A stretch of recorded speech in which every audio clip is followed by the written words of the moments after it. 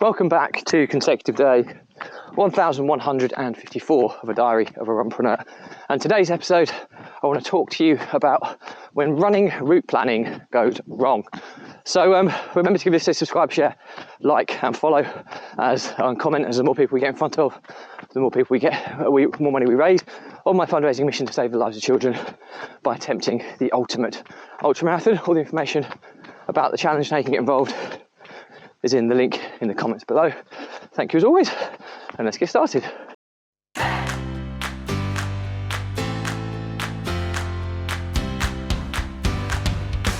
So, consecutive day 1154 of a diary of a runpreneur. And the topic today is when running route planning goes wrong. So, reason for the topic, probably fairly self-explanatory. I've been planning a route today and I've gone the wrong way. I'm just trying to which way I go. Oh, just running past some random Germans. Didn't look overly happy to see me, but there you go. Anyway, I digress. I'm in Germany. I'm on the northern coast of Germany, probably about 20 miles or 20 minutes away from Kiel, which is about an hour north of Hamburg. So hopefully you've got your bearings. I'm about a mile from the coast. So I'm obviously running out here. It's my first cousin's wedding, so we've got a German wedding to look forward to today. And reason for the topic today is that when you run in places you've never been before, you have to plan routes when you're trying to get your runs in, and to make sure you don't get lost. Now, obviously, you can just come out of your starting point and just run in a direction in a straight line, and then when you get to halfway point you can turn around and come back.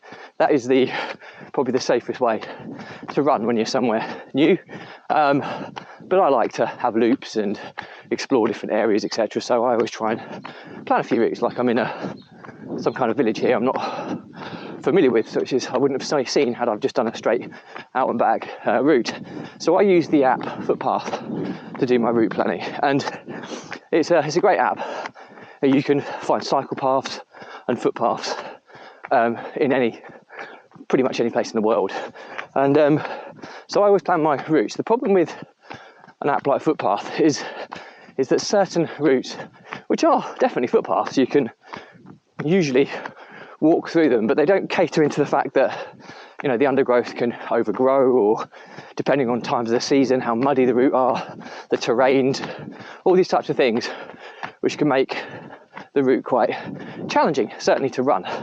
And it's interesting that I say this is because I've been also, it doesn't take into account, it does indicate whether you're in kind of forest or you can generally see from the map certain things, but you don't know how thick the forest is, or what wildlife and what animals could be present. So there's lots of things you can't do from a route planning app like Footpath.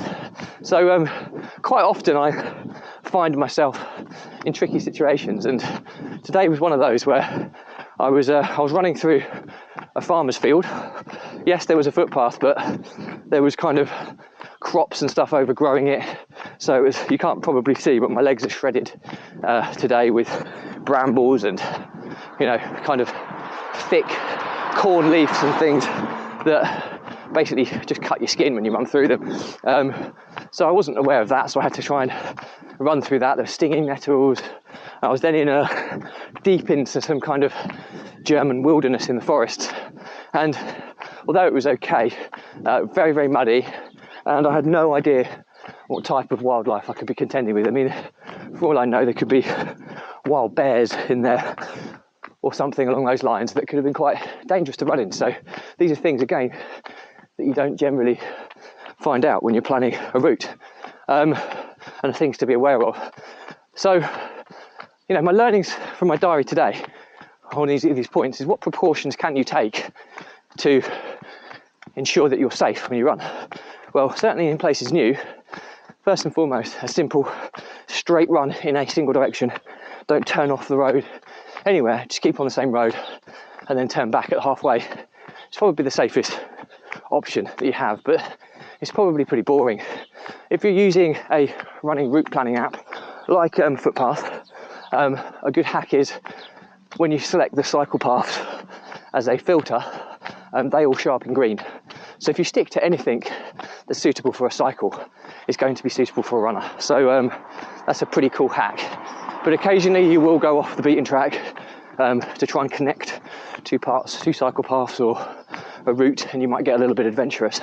So if you're going to do that, make sure you let whoever you're traveling with know that you're running, and set a beacon or something so they can track you, so that if you don't come back, they can find out where you are and come to your aid if you turn an ankle of some kind. Make sure you take your phone so you can call out should you kind of encounter anything precarious. You can always phone back. And I'm going a slightly different route already as I'm talking to you, but I am joining the road I was intending, so it's not too bad. And so that's another thing you can do. The other thing you can do, if you use Strava, go on the maps section. I think it is a paid subscription kind of feature, but if you go on the map section and you're a paid subscriber, you can filter by distance, and it finds routes to that distance around your area, which is a really cool way of finding routes that people have already run before.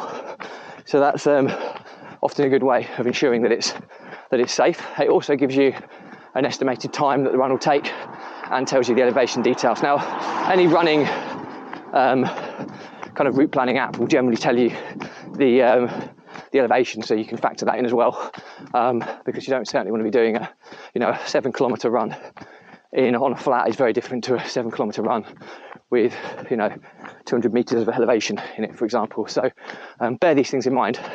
I would always generally use trail shoes, because they're certainly going to be suitable for any terrain. You can run on roads with them as well.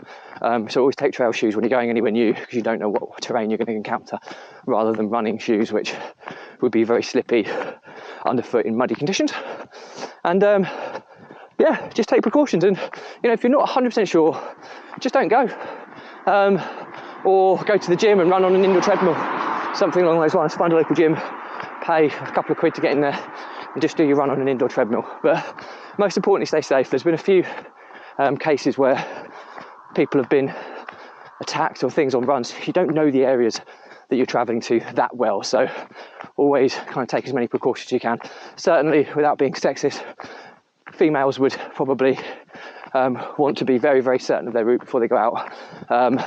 Males too, but generally speaking, I would feel more comfortable running kind of more isolated routes than my wife would if she went for a walk, for example. So bear that in mind. So anyway, hope that's useful. As always, any questions or comments, drop me a line. I'll respond to everyone. Remember to give this a subscribe, share, like and comment, as the more people we get in front of, the more money we raise on my fundraising mission to save the lives of children by attempting the ultimate ultra marathon. All the information about the challenge and how you can get involved is in the link in the comments below. Thank you as always. Stay positive, stay happy, and I'll see you again tomorrow.